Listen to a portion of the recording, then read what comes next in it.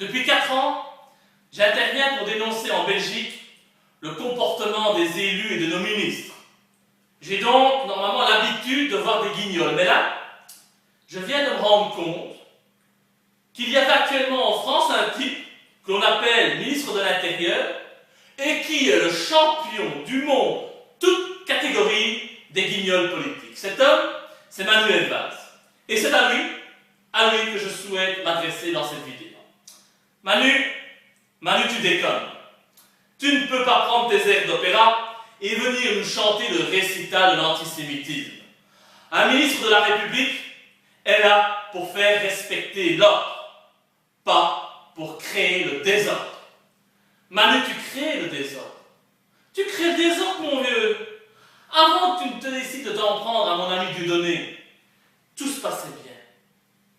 Tu faisais ton petit cirque pour arriver doucement mais sûrement à Matignon tout en prêtant allégeance à Israël, et nous pouvions écouter ce grand artiste qu'est Dieudonné et rigoler de ses sketchs pour oublier toutes ces conneries que ton gouvernement nous fait avaler et les horreurs de l'actualité.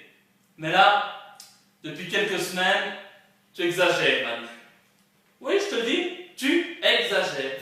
Tu te fais passer pour un protecteur de la démocratie, mais tu ressembles de plus en plus, je tiens à te le dire, à un petit dictateur. Un petit dictateur sans grand charisme qui plus est.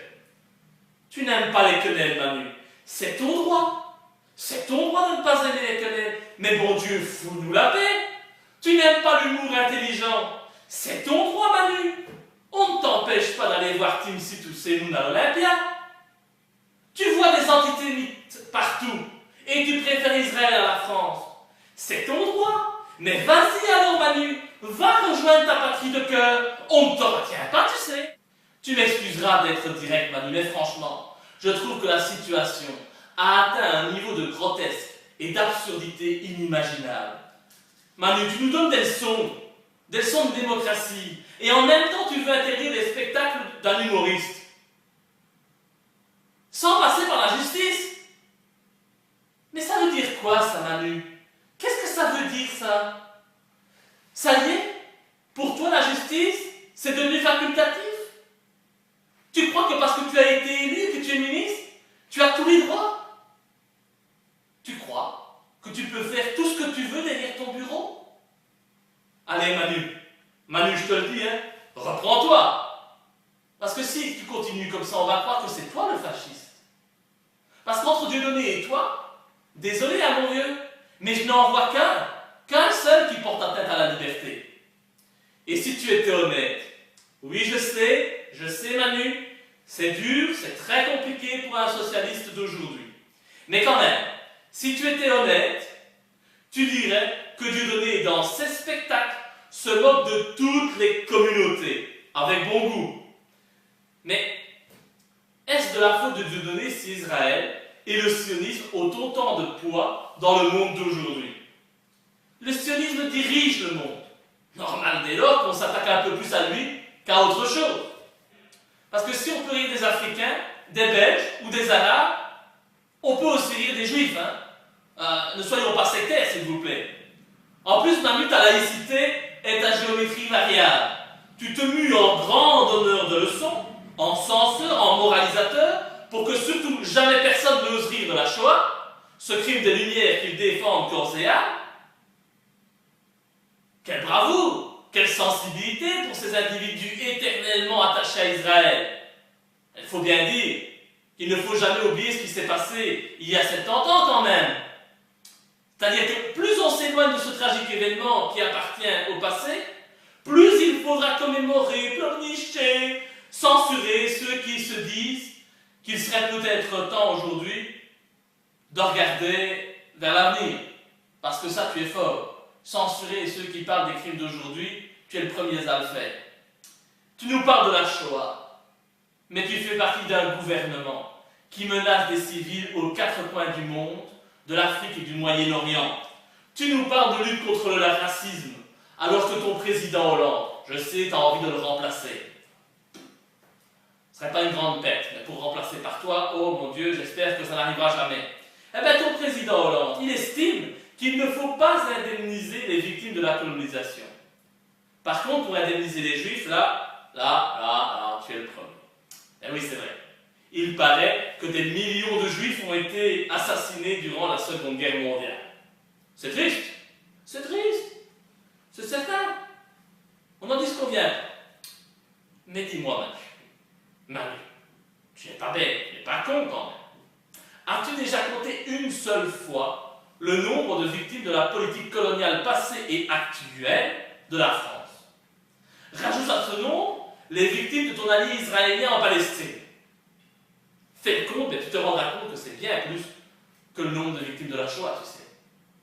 Alors, si tu veux parler de démocratie et de lutte contre le racisme, parle-nous de toutes les victimes, et pas uniquement de celles qui arrangent ta politique et qui sont en train de t'ouvrir les portes de Matignon.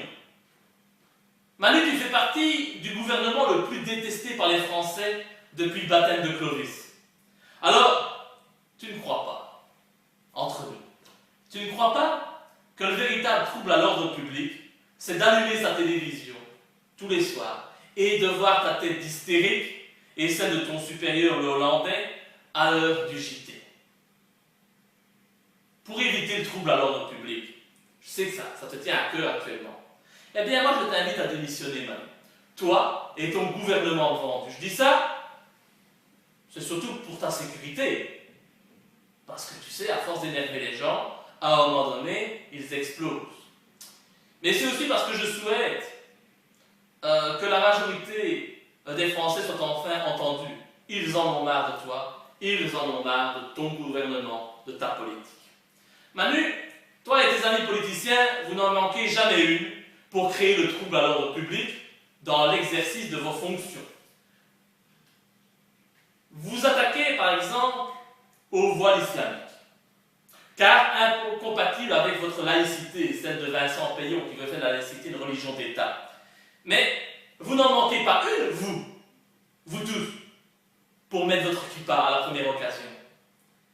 Les femmes musulmanes chez nous devraient à tout prix enlever leur voile. Mais quand Laurence Ferrari se rend en Iran pour interviewer le président et qu'elle met un voile sur sa tête, par respect, ça fait scandale. 2 poids, 2 mesures. Votre concept de laïcité est donc un peu flou, on n'y comprend plus rien.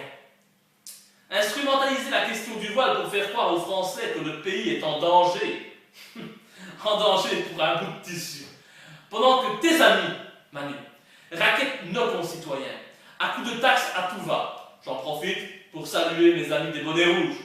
Pendant que vous laissez le grand banditisme se développer dans les cités, principalement parce que vous détruisez l'emploi en France, ça Manu, c'est un trouble à l'ordre public. Et puis Manu, si tu veux améliorer ton pays, faire ton travail de ministre de l'Intérieur, je vais te donner un conseil. Manu, commence déjà par interdire le PS et l'UMP. Car si je fais le compte de tous les mandataires qui ont été condamnés, et de ceux qui n'ont pas pu l'être, puisqu'ils étaient protégés par leur immunité contre ce grand bandit qui est d'assaut, je peux t'affirmer, sans détour, que ces organisations politiques sont bien plus dangereuses et criminelles que les fans de Dieudonné qui se contentent de faire la quenelle. Hein, tu la vois? Tu la vois, la quenelle, Manu? Ben, j'espère que tu la vois et que tu la sens. Parce que censurer un humoriste, censurer la quenelle, un geste qui est désormais entré dans le patrimoine culinaire français, ce geste qui veut tout simplement dire, Manu, qu'on emmerde le système, ce système que tu défends et duquel tu n'es qu'une marionnette, alors que l'emploi, la sécurité, la santé publique, les valeurs morales s'effondrent à vitesse grand V en France, ça, c'est un trouble à l'ordre public. Tu n'es pas logique, Manu. Les mensonges, les manipulations, nous en avons marre. Marre d'être traités de fascistes pour avoir fait un geste qui signifie simplement qu'on emmerde le système. Les femelles qui font le salut nazi, un vrai pour le coup, ça oui. La GPA, oui. Les médias aux mains de la finance et du complexe militaro-industriel, oui. La théorie du genre dans les écoles, le mariage pour tous, l'agriculture chimique, les chemtrails, le dîner du CRIF, oui et encore oui, mais la quenelle, non. Eh bien, tu prends les Français pour des cons, Manu. Je suis désolé de te le dire.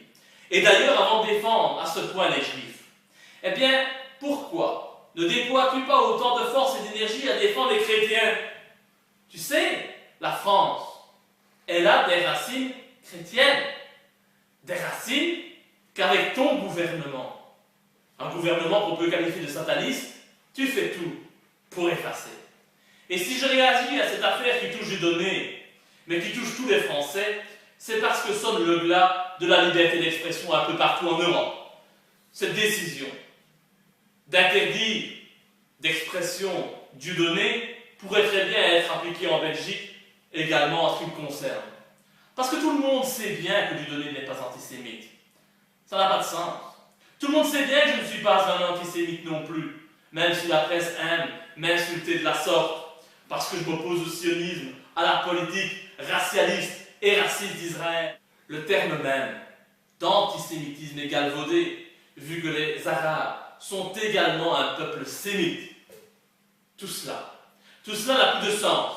Et cette mafia sioniste ou pas, qui nous dirige, tente de nous museler. Il est plus que temps que l'on s'active pour se réapproprier le droit fondamental. Les amis français, vous n'êtes plus chez vous. Vous n'avez même plus le droit de rire. C'est fini. Debout les Français.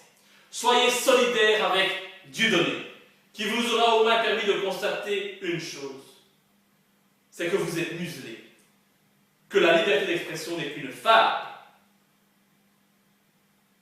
Debout les Français.